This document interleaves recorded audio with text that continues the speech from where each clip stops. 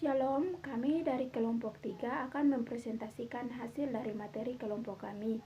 Sebelum itu, saya akan memperkenalkan nama-nama dari kelompok. Yang pertama, Carlos Simanjuntak. Yang kedua, Fretian Situmorang. Yang ketiga, Polina Padakama. Dan yang keempat, Yuni Permatasari.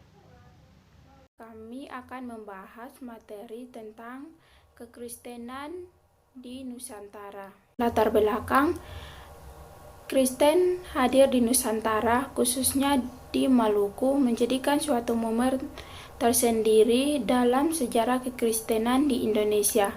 Ada banyak hal menarik yang tidak jauh berbeda dengan kekristenan yang ada di wilayah Indonesia lainnya. Diawali dengan konflik masyarakat yang sulit menerima kehadiran pendatang baru dengan visi dan misi tersendiri atas wilayah jajahannya. Orang-orang barat datang ke Indonesia di awal permulaan abad ke-16. Ada faktor baru dalam permainan kekuatan di bidang ekonomi, politis, dan di bidang religius.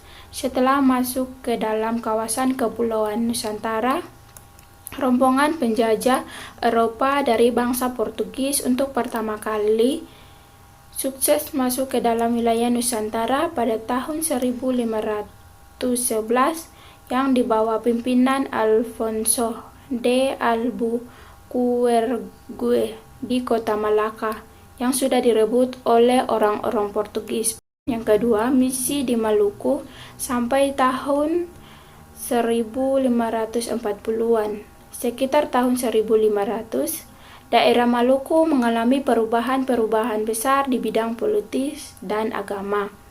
Sebelumnya, seluruh daerah itu menganut agama nenek moyang, tetapi pada akhir abad ke-15, beberapa raja di pulau-pulau kecil lepas pantai Halmahera memeluk agama baru yang telah dibawa oleh pedagang dari Indonesia Barat, yakni agama Islam, yaitu Ternate, Tidore, Bacan, dan Jailolo.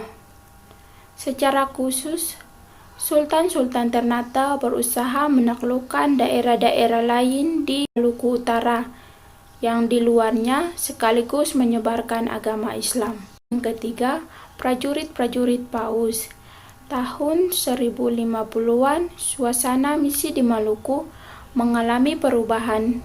Masuklah suatu unsur baru, yaitu Pater Serikat Yesus atau orang-orang Yesuit, yang membawa serta suasana kontra-reformasi dari Eropa. Kontra-reformasi adalah suatu pembaruan dalam tubuh Gereja Katolik Roma yang berlangsung sejak tahun 1540. Gerakan ini timbul oleh pemberontakan Protestan terhadap kuasa Roma. Pekerjaan Franciscus Xaverius di Maluku pada tahun 1546 sampai 1547. Franciscus Xaverius lahir pada tahun 1506 dan berasal dari keluarga bangsawan Spanyol. Ia kebetulan menjadi misionaris Asia dan menjadi anggota Serikat Yesus. Xaverius bekerja dulu di Goa di tengah-tengah orang Portugis dan Indo-Portugis yang kehidupannya pada zaman itu sangat-sangat bobrok. Ia melayani orang-orang pribumi dan berangkat ke daerah pantai di sebelah utara Goa untuk membina jemaat yang terlantar di sana. Xaverius menjadi perintis misi gaya baru dan ia menjadi seorang yang paling menarik dari para misionaris pada abad yang ke-16. Xaverius setiap 2 kali 1 jam menyelenggarakan pelajaran agama Kristen untuk anak-anak dan orang dewasa. Ia mengajarkan dengan metode doa Bapa Kami, ke-10 perintah, Salam Maria, pengakuan iman rasuli, dan yang menyusun katekismus dengan penjelasan pengakuan iman rasuli adalah Franciscus di Ternate. Di sini Franciscus berusaha untuk menyebarkan Injil bagi orang yang menganut agama nenek moyang. Setelah ia mengunjungi bagian selatan Pulau Ambon, ia hanya membaptis 1 orang. Dan sebelum ia meninggalkan Ambon, Fransiskus mengangkat beberapa orang Kristen untuk memajukan pengetahuan mengenai iman Kristen. Agama Kristen di Maluku Utara 1547 akhir abad ke-18. Pada tahun 1547, misi berkembang hingga ke wilayah timur. Akan tetapi pada abad yang ke-16 ini, gereja Kristen di Maluku banyak yang mengalami pergolakan politis terus-menerus. Sedangkan di Maluku Utara 1570, titik balik dari perkembangan gereja. Ia ingin mendirikan suatu kerajaan di Maluku, termasuk ketiga kerajaan Islam lainnya. Pada tahun 1557, terjadilah suatu krisis di mana Panglima Portugis di Ternate merampas cengkeh milik Sultan Hairun. Pada tahun 1569, gereja Kristen di Maluku Utara mulai mencapai puncak perkembangannya. Akan tetapi jemaat-jemaat mengalami krisis baru. Menurut berita misionaris, krisis ini mulai dengan penghambatannya oleh Sultan Hairun yang dilancarkan oleh orang-orang Kristen di Halmahera Utara pada tahun 1568-1569. Dengan bijaksana, Panglima mengadakan perjanjian damai dengan Hairun dan esoknya Hairun pun dibunuh atas perintah Panglima. Di saat itu mulai terjadi peperangan. Dengan demikian Portugis menyingkir ke Ambon dan Tidore menjadi tempat misi mereka.